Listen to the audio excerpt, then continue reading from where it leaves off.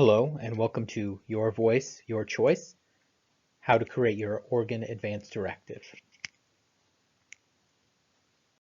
Hello, my name is Daniel Reti, and I'm the Program Coordinator for Advanced Care Planning for the PeaceHealth Organ Network, and I'm a Certified Advanced Care Planning Facilitator. Thank you for attending our virtual Your Voice, Your Choice class. Before we get started, make sure you have an advance directive in front of you. To download one, you can go to the PeaceHealth website or the OHA website. Remember that a complete form can be revised at any time. Feel free to use a pencil or sticky note if you are reluctant to make permanent marks, or you can think of this as a draft and plan on completing the final version later. Let's begin with an overview of today's topics. We will be focusing on how to complete an advance directive. First, you're going to discover advanced care planning and why it's important. Second, you're going to reflect on your values and beliefs and wishes. Third, select a healthcare representative. Fourth, express your wishes in a legal document. And fifth, learn how to share and store the document. What is advanced care planning?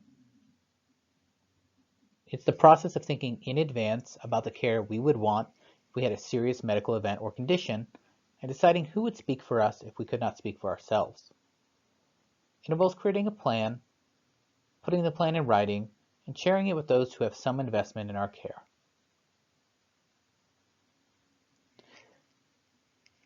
An advance directive is for all adults, and they should update that directive periodically.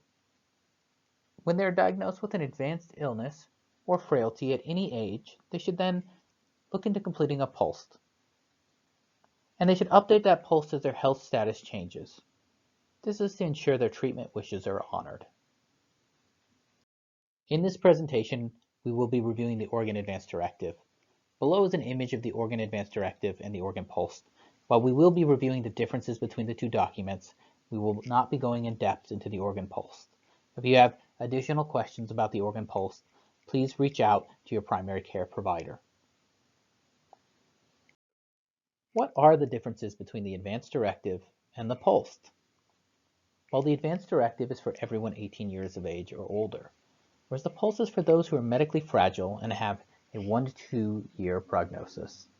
The Advance Directive allows for assignment of a medical decision maker, also known as a healthcare representative or durable power of attorney for healthcare. The PULST asks the question, if today I was found in cardiac arrest by EMS, what would I want? Would I want CPR? Whereas the Advance Directive asks the question of, if in the future I had a very serious medical condition, I would want X. The PULST asks the question of, if I didn't need CPR, but I needed additional care, I would want. The Advance Directive is designed to express your wishes to those named in the directive itself, whereas the PULST is designed to communicate your wishes to the emergency medical services. The Advance Directive must have your signature, be witnessed or notarized, and accepted by your healthcare representative. The PULST, on the other hand, is a medical order and must be signed by a provider. Organs Advance Directive. It comes in 3 main parts. First, the About Me and the My Healthcare Representative section. Next, the Healthcare Directive. And finally, the Signature, Witness, and Healthcare Representative Acceptance portion. Please wait to sign your directive until you have your 2 witnesses or a notary with you. Your healthcare representative must sign or accept this directive as well. What happens if you don't select a healthcare representative? The image to the right indicates the order in which your medical provider, the state, and other entities will depend on to make your healthcare decisions for you if you cannot make them yourself. This only takes effect if you do not select a healthcare representative on your advance directive. So how do you choose a healthcare representative? A healthcare representative is a person we choose to guide our care when we are unable. This person should agree to be your healthcare representative. be able to make decisions in a stressful and emotionally challenging situation, and be willing to follow your wishes even if your wishes are not what they would choose for themselves. That person would be your healthcare representative. 3 questions that can guide your planning. First, ask yourself, who do you want your healthcare representative to be? While this question may seem simple, many times we have never asked it of ourselves. Second, what should that person know about you? What values or beliefs do you have that would be helpful in guiding your care? And third, specifically, what type of care matches the values and beliefs that you have if you weren't able to speak for yourself? What should your healthcare representative know about you? What level of engagement with others is important to you? What activities are important? What spiritual beliefs or cultural practices do you have that would impact your care? What are the most basic elements of your life that you would not want to live without? And lastly, if helpful, think of an experience you've had with someone who needed care and couldn't speak for themselves. What went well? What didn't go well? What did you learn about your wishes from that experience? Important things to know before we start. Oregon has passed SB 199 that mandates advance directives contain certain information. That means that all forms will be substantially the same. It's important to also note older advance directives might look different, or if you have your advance directive prepared by a lawyer, they may be in a different format. While it is suggested you fill out every box, if you do not want to fill something out, please put an X through it. This allows the reader to know you left it blank on purpose. This is the first page of the Oregon Advance Directive for healthcare. It's okay to use other advance directives, as long as they are substantially the same.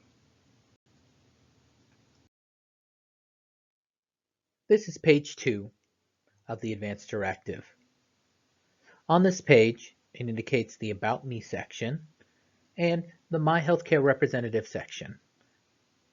We'll be going over that in just a moment. This is the About Me section, where you will fill out your name, your first, middle, and last, your date of birth, a telephone number for your home, work, and cell phone number. These, of course, can be the same if you only have 1 or 2 phone numbers, your address, and your email address. Remember, you can always update your advance directive if any of this information changes by filling out a new advance directive and resubmitting it. In this box, you will put your first healthcare representative. As a reminder, you will need their name, their relationship to you, their telephone number, home, work, and cell phone, address, and email. It's important you discuss the responsibilities of being a healthcare representative with the people you choose. And just a reminder, your healthcare representative must accept the appointment either with their signature or through another means. This is page 3. Page 3 allows you to name your first alternative healthcare representative and your second alternative healthcare representative. It also contains instructions for some of the following pages, which we will review. Your first alternative healthcare representative is the person that will be called if your original healthcare representative is unreachable. Please fill out the same information and make sure you discuss your healthcare directive with them. The second alternative healthcare representative will be who people will reach out to if we cannot reach your original healthcare representative or your first alternate healthcare representative. The My Healthcare Instructions page is a section for you to express your wishes, values, and goals of care. Before filling out the following sections, make a list of 5 things that are important to you. These things might be small tasks such as walking your dog or getting coffee, or they might be important everyday activities such as being able to get to the bathroom yourself or being able to speak. You're welcome to pause this video or just take a moment to write down these things.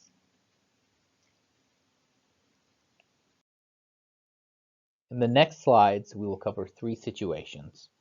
They will help you think about the kinds of life support decisions your healthcare representative could face. It's important for you to remember that these choices only come into effect if you cannot make choices for yourself. The first situation we will review is that of having a terminal condition.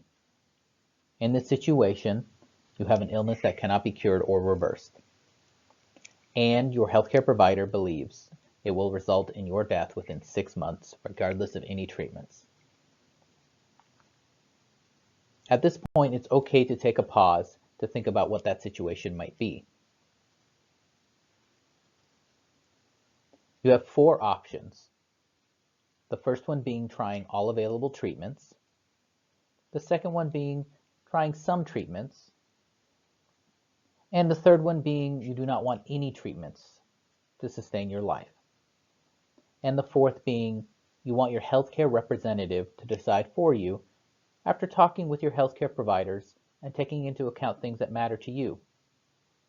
You will have a chance to express what matters to you in the below sections. The second situation is advanced progressive illness. It indicates what you'd want if you had an illness that it was in an advanced stage. Your healthcare provider believed it would not improve and it would very likely get worse over time and result in death. And your healthcare provider believes that you will never be able to communicate, swallow food and water safely, care for yourself, or recognize your family and other people. It's important to remember that your advance directive only becomes activated when you cannot speak for yourself. The 4 options below are the same as the ones on the previous section. The third situation is if you were permanently unconscious. And in this situation, you are not conscious, and your healthcare providers believe it is unlikely that you will ever become conscious again. Again, feel free to pause to think about this situation. The choices below are the same as the 4 on the previous 2 sections. At the end of the section, you will find a space. You can use that space to write more about the kind of care you would or would not want. It's important that you fill out these boxes so that your healthcare representatives understand the kind of care you desire. The next section is the what matters most to you section. This section only applies if you are in a terminal condition and have an advanced progressive illness or are permanently unconscious. If you wish to use this section, you can communicate things that are really important to you and for you. The first box indicates this is what you should know about what is important to me about my life. Remember, this form is written for your healthcare representative, and so you should write your answers as if you're speaking to them. In this next box, you will express what you value most about your life. Again, these can be everyday things or larger overarching ideals.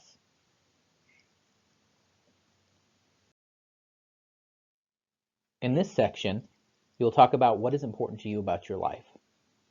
Remember, you can take as much time as you need by pausing the video to fill out these sections. You may also cross out any box that you do not desire to fill out. The next prompt is, I do not want life-sustaining procedures if I cannot be supported and be able to engage in the following ways. The first one being express my needs. Expressing your needs could come in many forms, such as talking, gesturing, or holding up signs. Be free from long-term severe pain and suffering. Know who I am and who I am with. Live without being hooked up to mechanical life support. Or participate in activities that have meaning to me. And then you can write in what activities might have meaning to you. Remember, you do not have to initial any of these boxes if you do not desire. In this next section, you can write more for your healthcare representative to understand what matters to you. If you run out of space here, feel free to attach an additional page. The next section is about your spiritual beliefs. In Section 4, you'll provide more information for your healthcare representative and your healthcare providers. The first part of this will be your life and values, where you can share about your life and values. This can help your healthcare representative and healthcare providers make decisions about your healthcare. You can include things like family history, experiences with healthcare, cultural background, career, or social support system. Section B indicates where you would like to receive care. There are many places you may or may not want to receive care. You can write in the space below or attach additional pages to say more about where you'd like to receive care and where you don't want to receive care. You can also list your reasons. Many times people talk about financial reasons or past experiences about why they would like to be in specific places where they receive care. The last section is Other, and in this section you can attach any addendums or other documents you'd like to prepare and have added to your advance directive. Section D is the Inform Others section. Whoever you name in this section, your healthcare representative will be authorized to share information with, to the extent permitted by state and federal laws.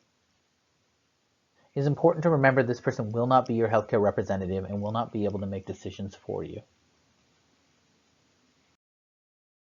Section 5 is your signature.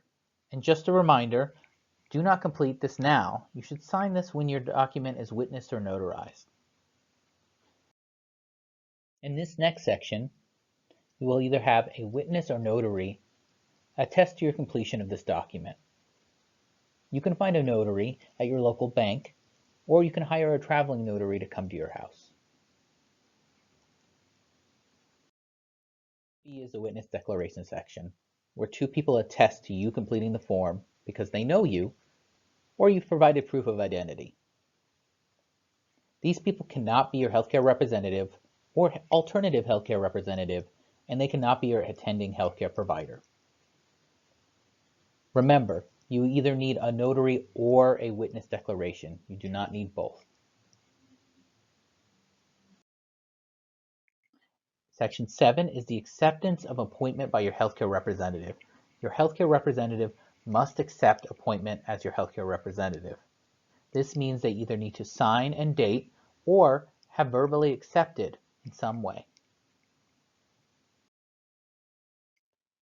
Just like your primary healthcare representative, your first and second alternative healthcare representatives must either sign or provide some other verification of acceptance for this document. Next steps. It is important that you finalize your choice of who will be your healthcare representative and have conversations with them about your experience, values, and beliefs and wishes. Complete your directive, sign the document and have it witnessed or notarized. Have your healthcare representative sign, or you can provide other verification of their acceptance of the role. Make multiple copies and keep the original. And give copies to your healthcare representative and any other who would show up at your bedside. Next steps are to share your advanced care plan with your health system. Make sure your primary care provider receives a copy and ask that it be scanned into your electronic medical record. If you are a PeaceHealth patient, you can also send it to the following address. When to review the document, the 6 Ds. Every decade or every 10 years. Whenever there is a divorce or change in your family structure. Whenever there is a diagnosis, such as if you develop a chronic medical condition. Whenever there's a decline, whether it's yourself or your healthcare representative. If there's a death, the death may change your perspective, or your healthcare representative may have died. Or distance, you may have moved to a new state. Thank you for viewing our virtual presentation. And remember, additional advanced care planning resources can be found on our website at www.peacehealth.org/advancedcareplanning.